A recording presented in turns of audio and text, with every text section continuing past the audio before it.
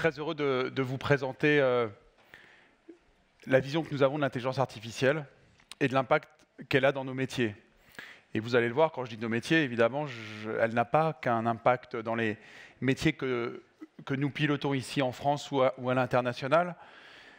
Mais je voudrais vous présenter quelques éléments d'information. Vous allez voir des innovations, vous allez voir aussi comment cette accélération absolument incroyable de cette rupture technologique a pris l'année 2023 comme une espèce d'élan mondial. On a fêté, je crois, hier, le lancement de ChatGPT. C'était exactement il y a un an. J'aurais aimé, il y a un an, qu'on se retrouve ici et qu'on parle de cette nouvelle application. Je pense que personne ne la connaissait et vous connaissez l'utilisation. L'intelligence artificielle est une révolution en marche. Et c'est une révolution en marche pour une entreprise comme Meta depuis en réalité longtemps. Et les termes que vous utilisez, que vous connaissez, nous les connaissons depuis, nous, plus de 10 ans, à partir du moment où nous avons notamment ici à Paris installé notre plus grand laboratoire d'intelligence artificielle, grâce à Yann Lequin, qui est désormais reconnu dans le monde entier. Et l'intelligence artificielle était au départ la capacité par des machines, avec beaucoup d'informations, beaucoup de data, beaucoup de puissance de calcul, de compute, de résoudre des problèmes extrêmement complexes, beaucoup plus vite que les humains. Et puis je parlais de ChatGPT, vous êtes aussi désormais familier avec l'intelligence artificielle générative, la Gen AI, qui permet, comme vous le voyez, d'utiliser les mêmes données avec d'autres modèles, évidemment, de calcul, et de produire un contenu généré par cela, mais un contenu nouveau, que ce soit du texte, de la vidéo ou des photos. Et ce mouvement-là, qui accélère partout dans le monde, est un mouvement en réalité ancien. Pour ceux qui se rappellent, il y a quelques dizaines d'années, la première fois qu'une machine a battu les plus grands joueurs d'échecs, c'était déjà les prémices ou le début de l'intelligence artificielle. Et je vous le disais, nous-mêmes, on a lancé notre laboratoire dans le monde, mais particulièrement à Paris, avec Yann, que vous voyez ici en photo, en 2013. Il travaille en réalité depuis plus de 30 ans sur ces sujets. C'est une des plus grandes personnalités, il est français, et une des chances que nous avons ici dans notre pays, c'est que parmi les plus grands chercheurs en intelligence artificielle, nous avons des Français qui dirigent les plus belles entreprises, les plus grands laboratoires ou les plus grandes start-up. Et puis, depuis 2013, on a irrigué la communauté scientifique de grandes innovations. Et au cours des derniers 12 mois, vous le voyez ici, nos outils vous permettent de traduire une image et d'amener le son, de traduire évidemment toutes les langues du monde, de donner la capacité à des outils de détourer des images pour y apporter de nouvelles perspectives, de la réalité augmentée ou dans le domaine des LLM, les Large Language Models. Nous avons, en juillet de cette année, lancé Llama 2, qui est un modèle en open source et qui permet à l'ensemble de la communauté, à l'ensemble de nos entreprises, vous-même, d'utiliser tous ces outils, comme ce fut le cas de la recherche en intelligence artificielle, pour que l'ensemble de l'industrie, l'ensemble de la communauté se saisisse de ces outils et accélère leur utilisation pour les entreprises, mais pour aussi nourrir la recherche. Ce travail chez Facebook, puis chez Meta, était considérable. C'est aussi un travail du quotidien. C'est-à-dire que si le monde entier a découvert la Generative AI il y a quelques mois, en réalité, nos outils d'intelligence artificielle ont été implémentés dans les plateformes que vous utilisez depuis très longtemps. La première application, c'est ce que vous voyez ici, c'est la détection et la suppression des messages qui n'ont rien à faire sur Facebook et Instagram. Le premier chantier qui a été confié à l'intelligence artificielle et aux recherches, qui sont nés de nos laboratoires, c'est d'abord de protéger les utilisateurs, de protéger les plateformes contre tous les contenus inappropriés. Les grandes catégories de ces contenus-là, aujourd'hui, sont absolument impossibles d'accès aux plateformes Facebook et Instagram grâce à de l'intelligence artificielle, qui bloque a priori tous les contenus de haine, de propagande terroriste, de nudité, de pornographie, etc. Et puis l'ensemble ensuite de l'entreprise, vous le voyez ici, a été nourri par l'intelligence artificielle. Aujourd'hui, quand vous utilisez Facebook et Instagram, vous avez des contenus que vous découvrez sur les moteurs de recherche automatisés qui vont en réalité vous proposer du contenu dans vos centres d'intérêt. Puis des utilisateurs, nous avons développé l'usage de l'IA pour l'ensemble du marché publicitaire. Pour améliorer la performance, je vais vous montrer quelques exemples, bien sûr, aider l'ensemble des TPE, des PME, mais aussi désormais des grandes entreprises à créer le contenu, à créer les campagnes, et nous allons développer et déployer, ça a commencé cette année, des outils pour les utilisateurs de Generative AI. Donc vous allez les utiliser puissamment. C'est un investissement considérable. Et pour ceux d'entre vous qui suivent l'actualité de l'intelligence artificielle, vous avez entendu parler de Mistral en France, du lancement du laboratoire il y a quelques jours à Station F QTI, qui est une grande chance aussi pour notre pays. Ça nécessite des grandes capacités d'investissement parce qu'il faut des capacités de calcul considérables. Vous voyez les chiffres ici, ils sont évidemment énormes pour une entreprise. C'est des investissements de CAPEX depuis des années en milliards de dollars, en milliards chaque année, pour changer nos infrastructures, acquérir des processeurs de chez NVIDIA qui permettent de calculer et d'accélérer le calcul, car sans cela, il n'y a pas d'intelligence artificielle. Donc ça nécessite aussi des investissements extrêmement importants. Le choix stratégique de l'entreprise, comme ce fut le cas il y a 10 ans avec les labos que je vous ai cités, c'est que l'IA, pour nous, doit être en open source. C'est-à-dire que les grands modèles que vous avez ici, ça a été d'abord les modèles d'écriture PyTorch qui ont été créés par Facebook, qui sont désormais un standard du marché du monde de la recherche. Llama qui est en open source, un large language model. On veut donner à l'ensemble de la communauté scientifique, mais aujourd'hui de la communauté économique, industrielle, ces outils. Parce que plus vous les ouvrez, plus d'abord ils vont être connus, ils pourront être certainement contrôlés, mais ils vont aussi aller dans leur développement beaucoup, beaucoup plus vite. Donc l'angle de l'open source, de l'open research, comme on dit, est un axe stratégique chez Facebook, puis chez Meta. Ce n'est pas la stratégie de toutes les entreprises de la tech. L'autre stratégie, fort de notre expérience aussi depuis des années, et ici même, je vous rappelle de nombreuses discussions sur la responsabilité des grandes plateformes technologiques, si nécessaire et si importante, c'est aussi de bâtir dès le début une IA responsable. J'avais parlé en anglais. C'est-à-dire quoi? De travailler notamment avec des chercheurs, des universités, des personnalités externes pour comprendre quel type de data utiliser, quel type de contrôle, demain, quel type de régulation. Je crois que le député Paul Midi était là ce matin. Comment, dès le départ, ces outils si puissants, qui vont changer évidemment la façon dont nous vivons, peuvent être faits de façon responsable et surtout prendre la leçon de toutes ces 10-15 ans de développement des plateformes sociales et des plateformes numériques. Et c'est pour ça qu'on travaille notamment avec beaucoup d'instituts de recherche et d'universités partout dans le monde qui nous aident à éviter les biais, à savoir que les datas utilisées sont les bonnes, à respecter les droits qui sont attachés à un certain nombre de data et à donner des outils de Generative AI notamment qui peuvent, sur nos plateformes, respecter les grandes régulations. Alors, les outils désormais.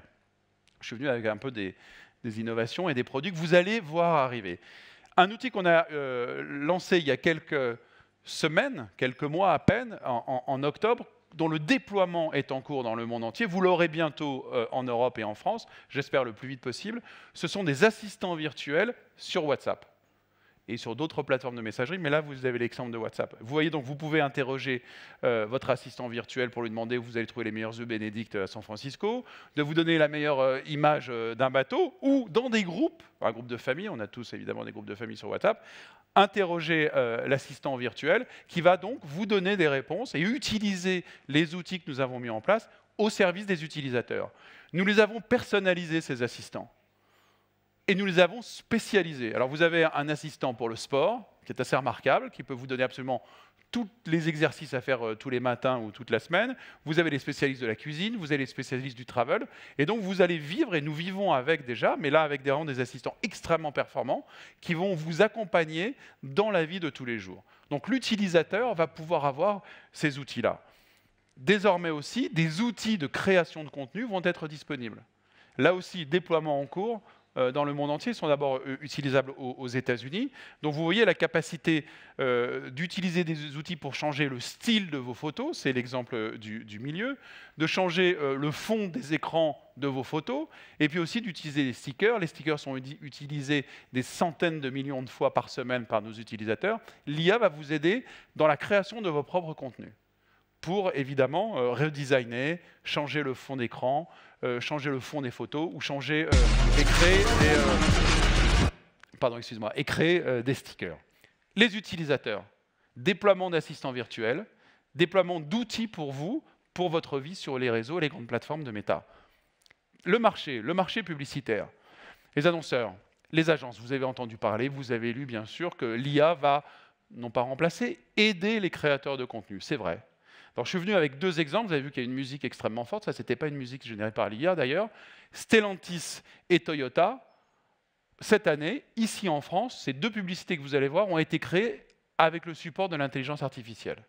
Alors vous allez les regarder, elles ont été créées en quelques minutes un samedi matin, notamment celle de la Peugeot 408, avec un créateur de contenu, un smartphone dans un garage d'Aubervilliers.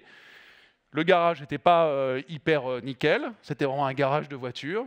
Le contenu en une matinée était fait, le coût était extrêmement réduit, et tout ce que vous allez voir autour, y compris pour la Toyota, a été créé dans l'environnement, dans le mouvement, par l'intelligence artificielle.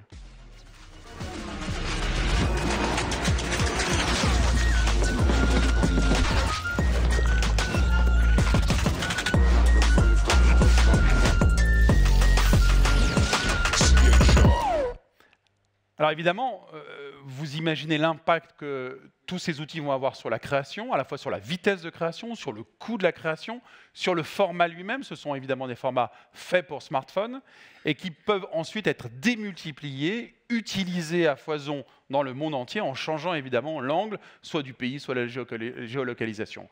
Les résultats sont évidemment très, très spectaculaires et on a connu, nous, d'ores et déjà, un déploiement de ces outils. Comment l'IA va aider le business? Vous le voyez. En réalité, l'IA, sur l'ensemble de la chaîne de valeur de la création du contenu, de la communication, de la publicité et du marketing, d'ores et déjà a commencé la révolution.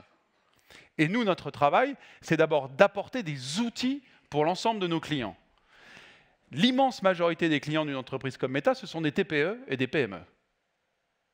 Et donc, ces outils sont parfois des outils compliqués, vous n'avez pas la formation, la compétence, donc il faut aider nos clients à utiliser les premiers outils d'intelligence artificielle, vous le voyez, pour changer le texte, changer le fond lui-même de la photographie. Vous venez avec un produit et automatiquement, vous pouvez choisir le type de fond, ici des nuages, par exemple, derrière la montre, ou améliorer le format lui-même d'une image pour le smartphone.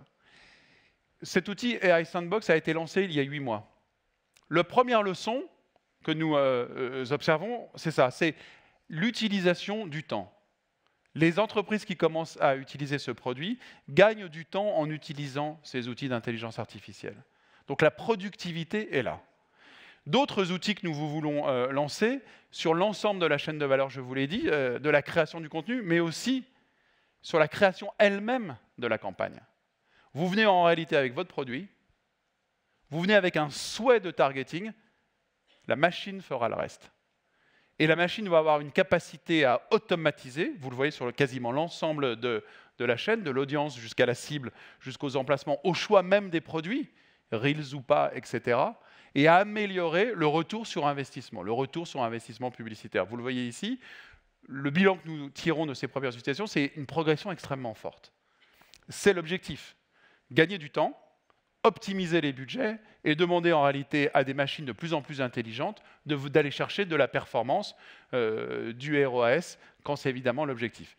Nous le voyons sur l'ensemble de la chaîne de valeur, nous le voyons avec des clients que vous connaissez bien. Je suis venu avec 3 exemples de clients très français, et vous voyez que d'ores et déjà, parmi les plus grands groupes, les plus belles marques, les très grands partenaires de l'entreprise en France, notre histoire, par exemple, avec La Redoute, depuis la renaissance de La Redoute, est une des plus belles histoires que nous avons créées en France depuis 10 ans. C'est l'impact que nous mesurons.